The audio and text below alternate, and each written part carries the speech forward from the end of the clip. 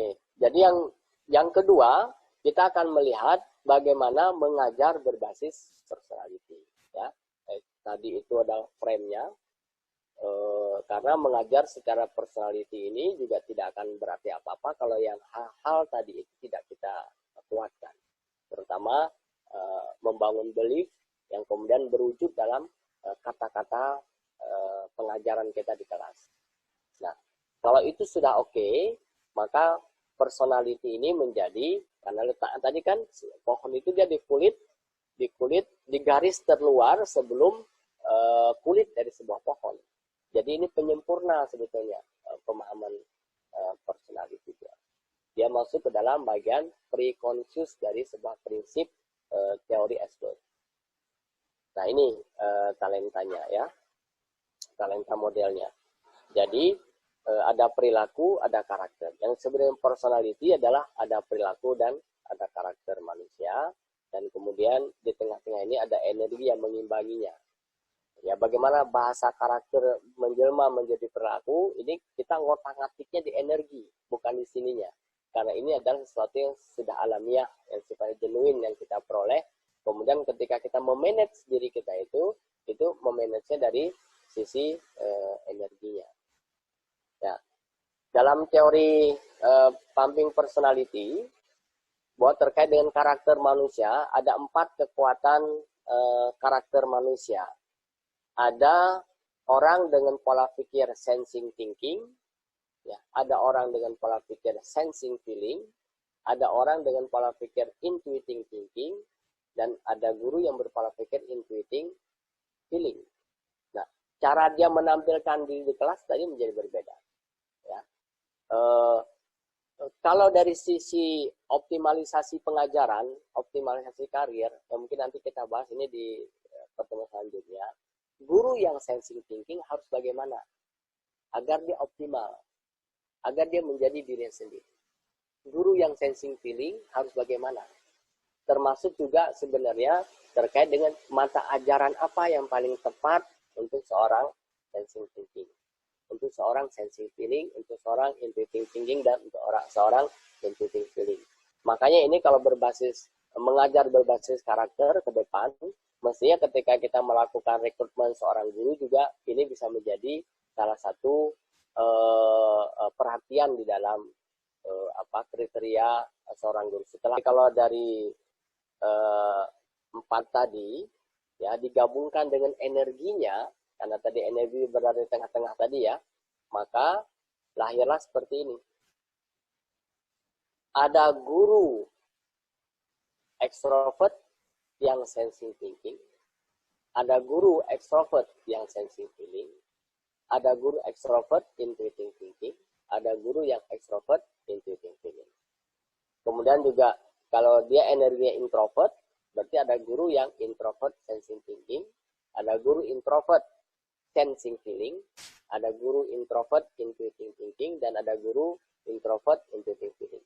Nah, yang bagian ini kebutuhan hanya untuk guru, bukan untuk pengajaran.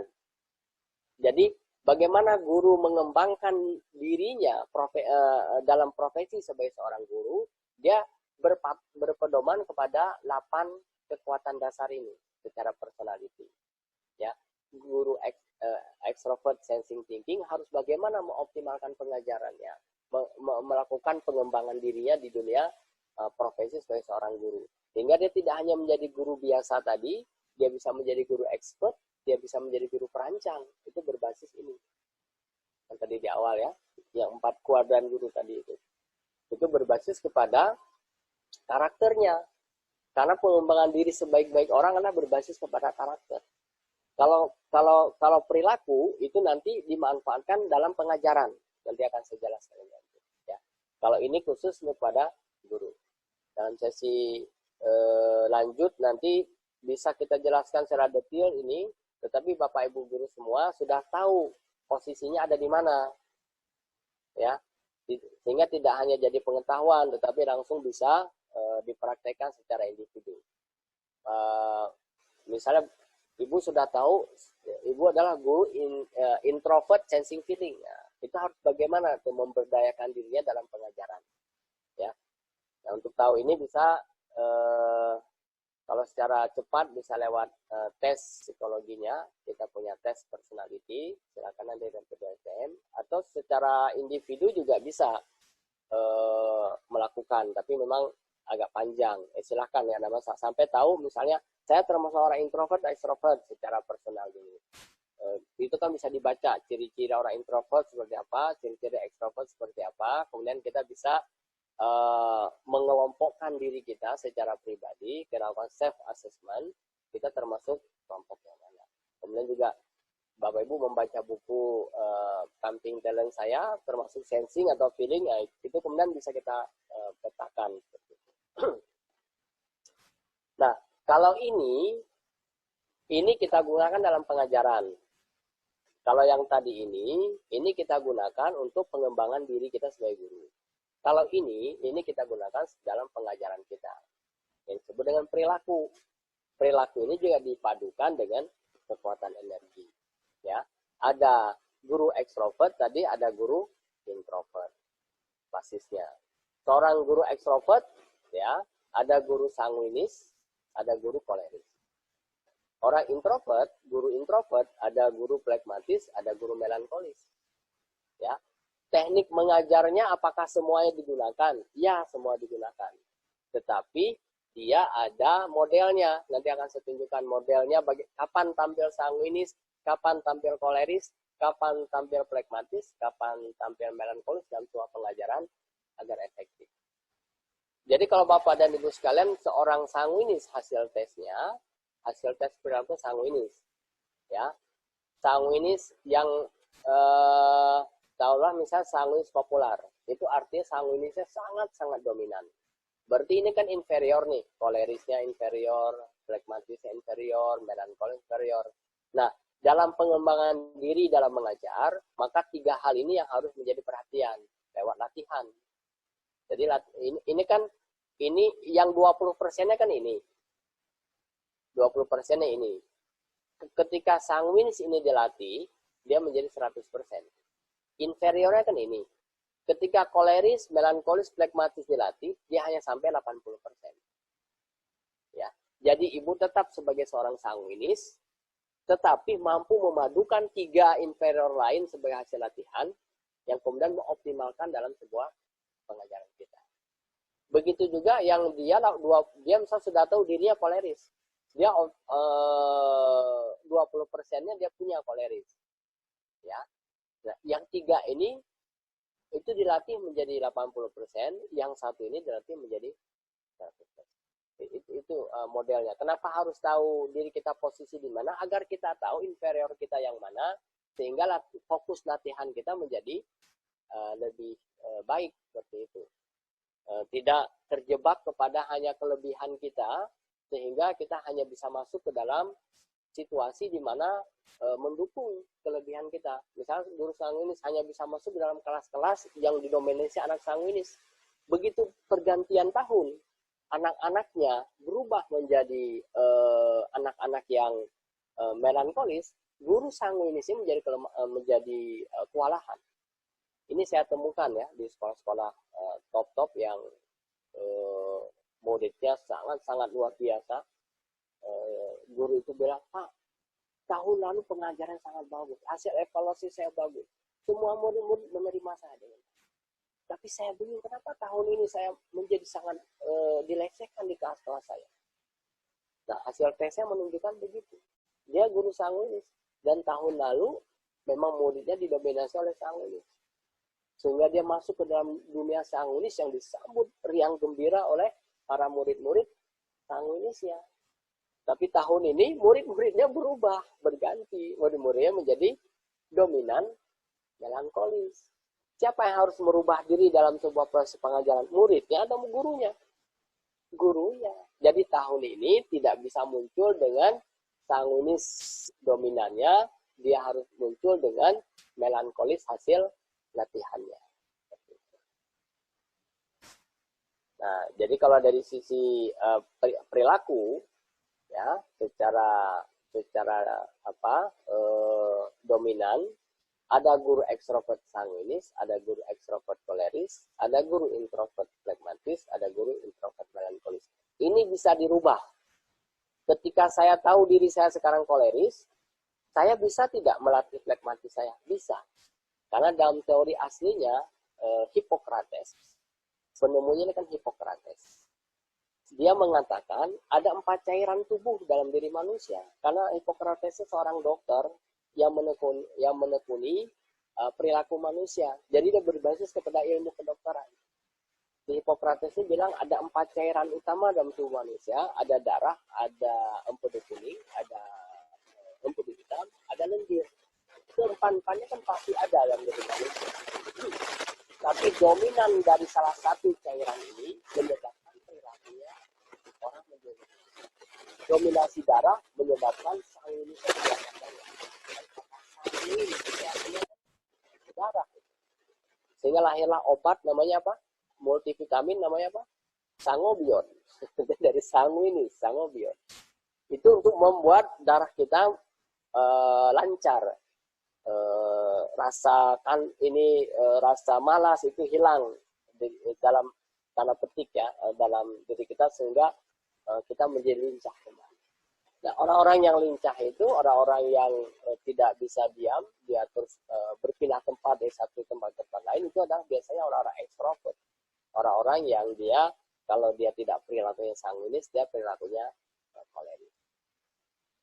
Kata Hippocrates, kalau dominannya adalah empedu kuning, maka dia menjadi manusia dengan perilaku kolerik. Kolerik, atau di bahasa Indonesia kan menjadi kolerik. Orang-orang yang didominasi oleh empedu hitam di dalam perilakunya, jadilah dia manusia flekmatik. Ya.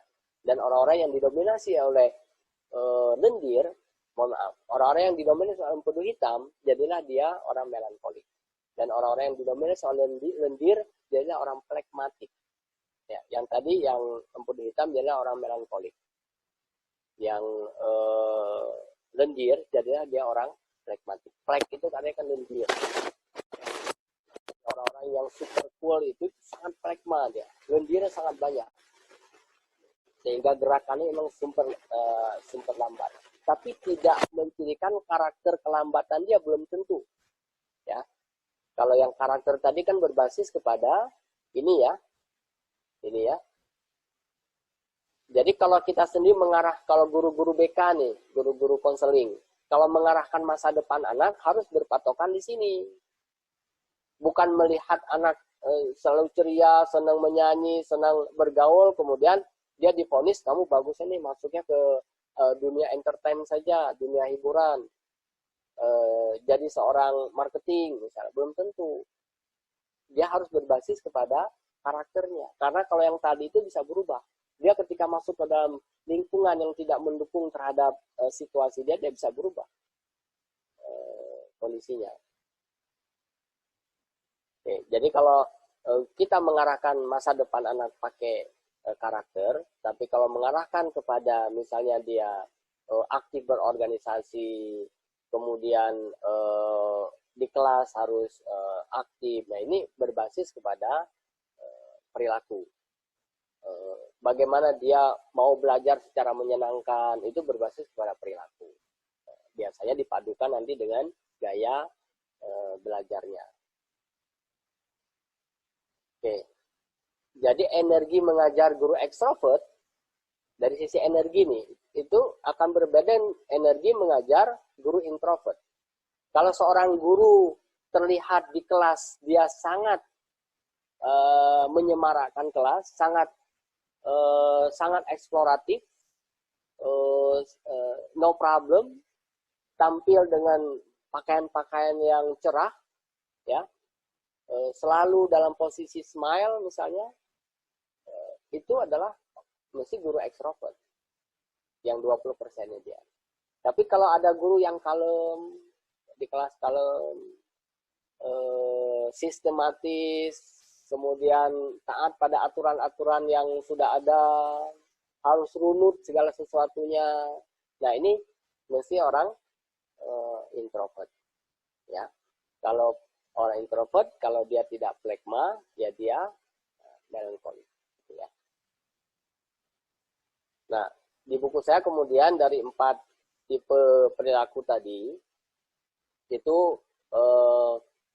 hasil perpaduan dan pengembangannya menjadi ada 21 tipe utama perilaku guru dalam mengajar. Kalau saya sebut tadi guru sanguinis, itu ada di sini nih yang murni banget sanguinis. Pojok-pojokan ini murni. Sanguinis populernya guru yang paling sanguin. Kemudian koleris kuat ini guru yang paling koleris. Kemudian plekmatis damai ini adalah guru yang paling plekmatis. Melankolis sempurna ini adalah guru yang paling melankolis. Tetapi kemudian kan bisa saja kan, karena 4 cairan tubuh tadi itu kan tidak selamanya dia hitam putih. Tidak selamanya dia satu sangat bisa saja campurannya misalnya 90-10, tapi ternyata bisa saja mendekati antara 60-40, itu kan semakin berbeda itu ya kadarnya, takarannya menjadi berbeda. Misalnya kolerisnya 60, melankolisnya 40, jadinya dia koleris sempurna. Jadi kolerisnya tidak lagi sekuat asli, tapi sudah dipadukan dengan kekuatan melankolis. Begitu bertukar, ternyata melankolis yang 60 atau 55 dan koleris yang menjadi 40 atau 35, dia menjadi melankolis kuat. Berpindah, dominannya berpindah. Ya, yang dominan ini bisa kita umpamakan tangan kanan, yang inferior bisa kita umpamakan tangan kiri.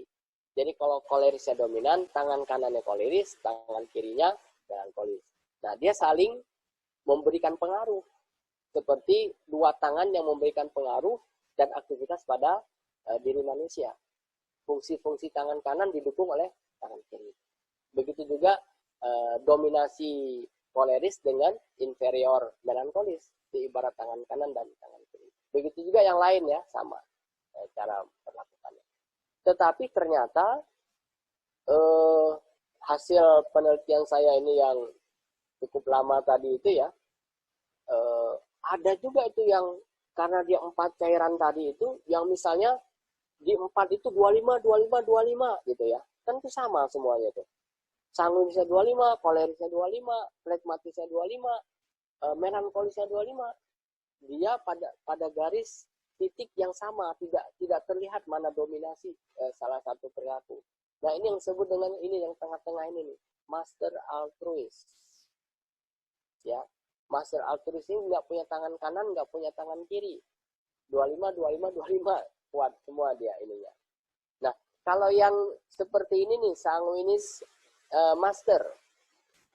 Kalau sanguinis sempurna ini, ya itu maksudnya adalah dia sanguinisnya tangan kanan, melankolisnya tangan kiri. Tapi kalau sanguinis master, itu dia tetap punya tangan dominannya, tangan kanannya sanguinis, tetapi inferiornya bukan 1, inferiornya 3. Tangan kirinya 3, yaitu koleris, plekmatis, melankolis.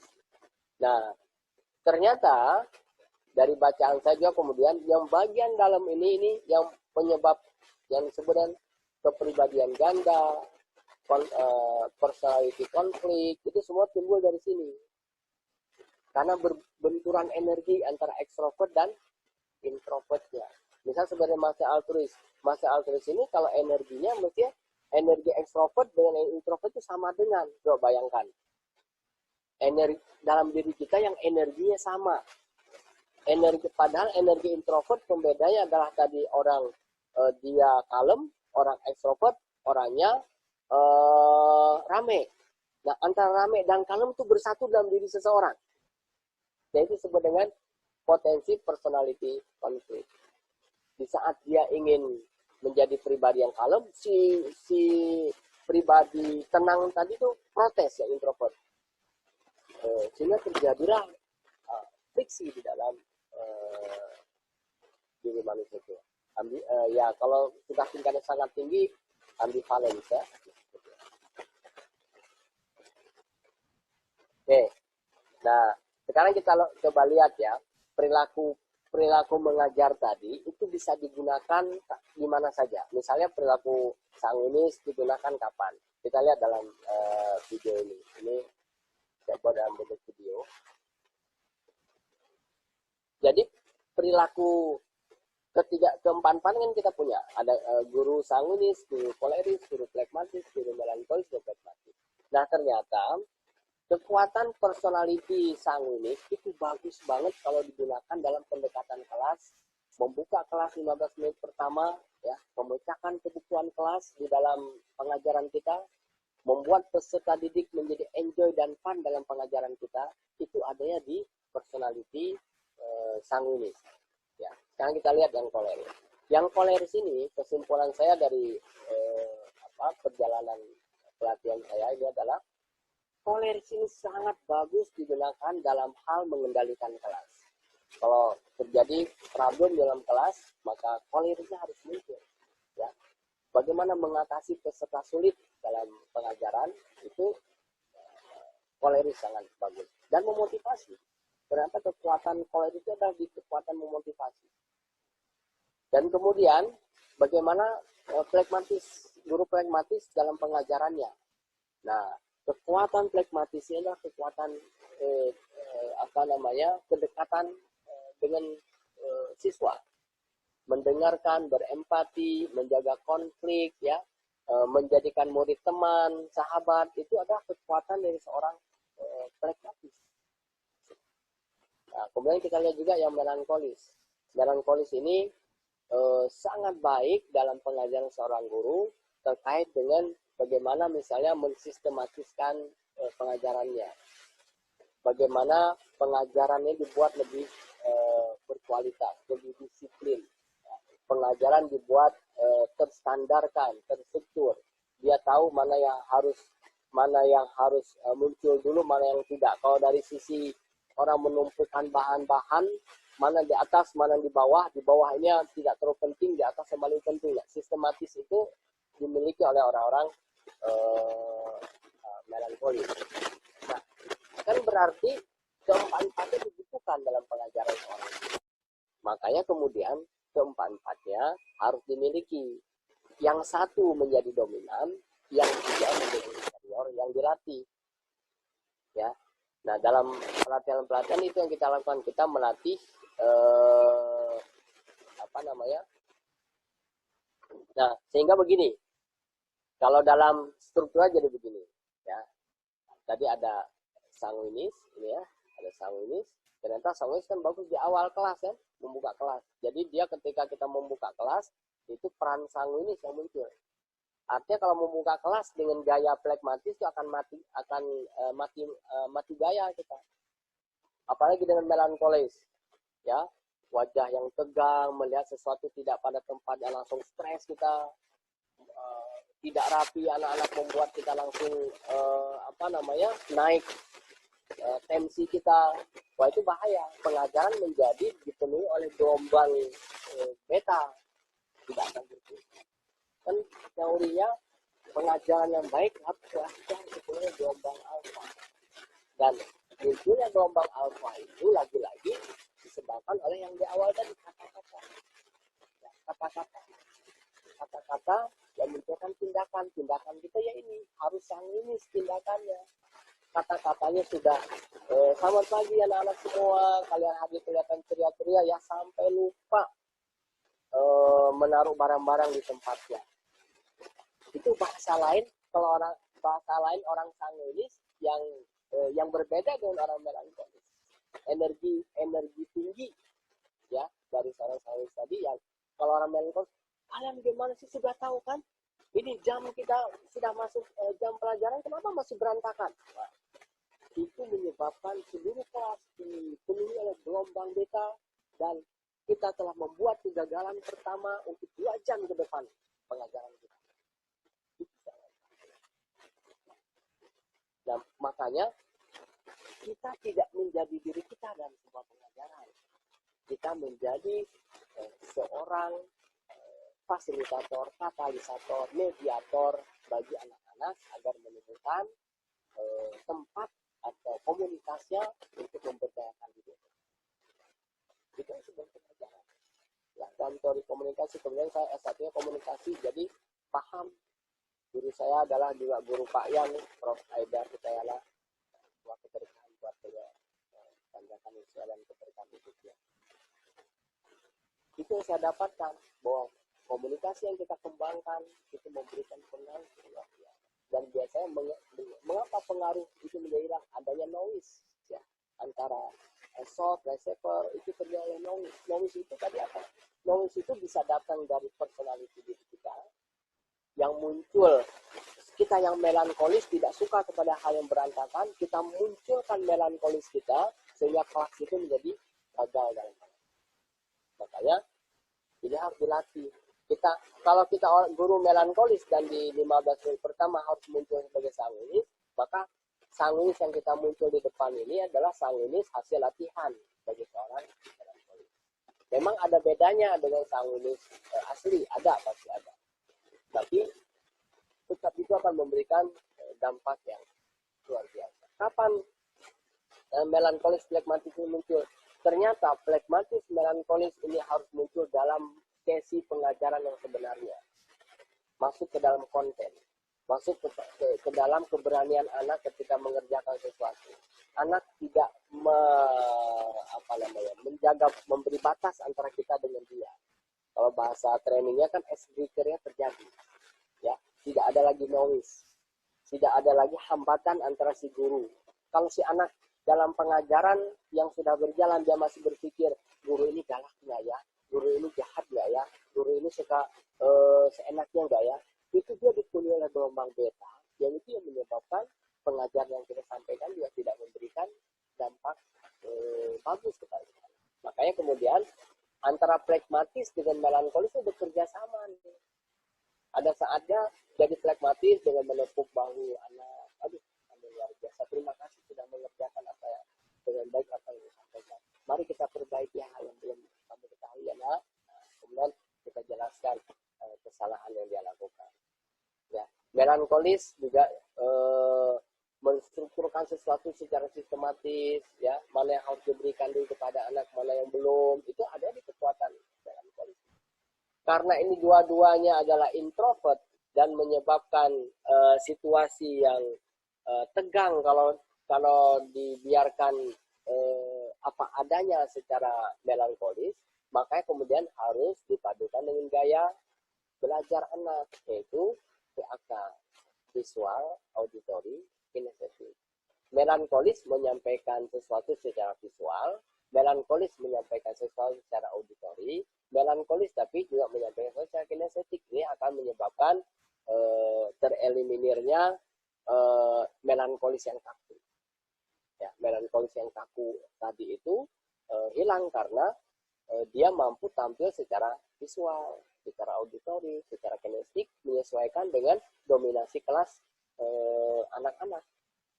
Ya. Tapi kalau kan sulit juga membedakan apakah kelas kita semua visual, kan belum ada ya sekarang ya pembagian kelas berdasarkan seluruh anak visual masuk kelas 21, anak auditory masuk kelas 22, anak kinestetik masuk kelas 23. Ternyata nggak cukup anak. Kalau di sekolah-sekolah itu, beberapa sekolah yang menggunakan teknik pumping, kita coba seperti itu. Yang kinestetik cuma ada 5, Pak. Masa 5 orang satu kelas? Nggak cukup anak. Nah, karena problem itu, di negara maju, hasil penelitiannya Debbie DePorter yang mengeluarkan quantum teaching itu ya, di negara maju orang-orang anak-anak ini didominasi oleh visual, ya, visualnya sangat dominan. Makanya kenapa quantum teaching dia menyemarakkan kelas, karena visual, karena dia berasumsi anak-anak itu semua visual. Tulisan-tulisan di kelas, memeriahkan kelas, kemudian ada pernak-pernik di dalam kelas, itu semua menguntungkan anak visual, ya. Tapi kalau di Indonesia, negara berkembang, itu visual auditory kinestetiknya masih, kalau di kelas ada 30 anak dalam satu kelas, ada 20 anak, ada 15 anak yang visual, masih ada tuh, misalnya 10 anak auditory, 5 anak kinestetik. Kan nggak bisa yang 10 anak auditory dan 5 anak kinestetik ini tidak mendapatkan haknya dalam pengajaran kalau kita hanya mengandalkan visual. Makanya kemudian yang paling bagus, yang hasil ini analisa saya adalah di Indonesia kita menerapkan yang namanya multisensori. Jadi si guru ini sudah menerapkan ketiga-tiganya. Multisensori itu adalah menerapkan dengan gaya visual, auditory, dan kinestetik. Itu sudah memadukan. Makanya tidak cukup hanya menampilkan PPT dengan LCD atau fokus, itu menguntungkan visual. Tetapi si guru juga harus berekspresi dengan kata-kata, berekspresi dengan kata-kata. Nah itu kemudian menguntungkan auditori. Dan si guru juga kemudian harus mampu menjadi telling story, storytelling. Kemampuan dia mengucapkan sesuatu yang menimbulkan rasa tadi, yang pengaruh kepada feel, positif feelingnya, itu menguntungkan anak ini. Ketiga-tiganya dipraktekkan di kelas itu sebenarnya multi sensori. Makanya harusnya di Indonesia ini lahirnya trainer terhebat mestinya dari para guru.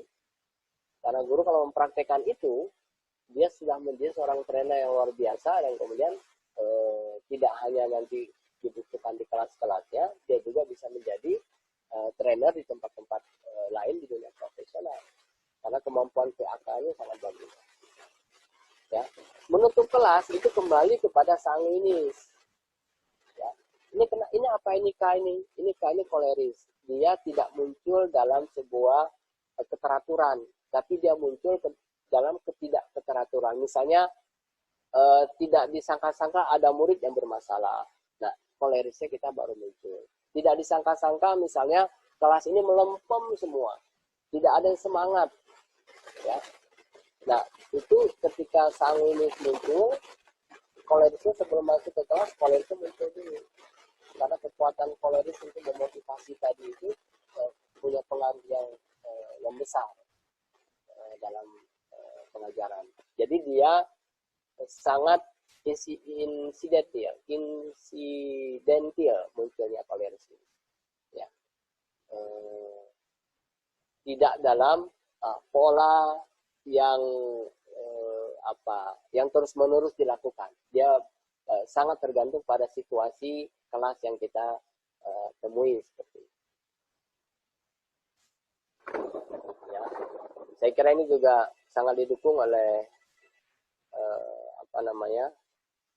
Al-Quran sendiri ya, ada An-Nisa ayat 63.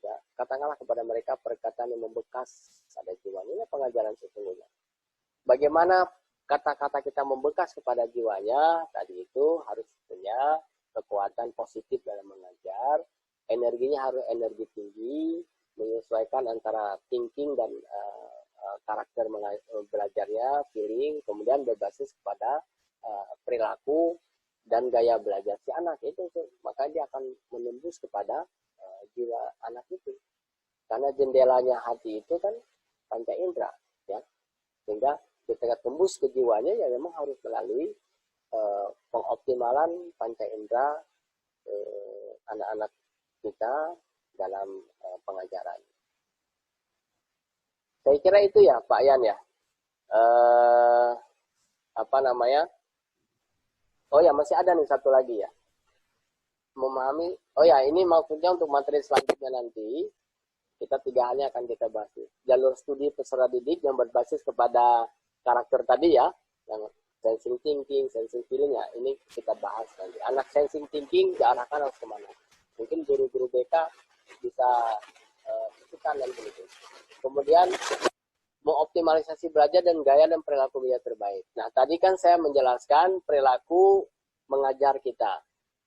Bagaimana kemudian anak-anak itu ketika dia mengikuti pengajaran kita, yang dia punya gaya belajar yang berbeda, kita harus bisa memadukan.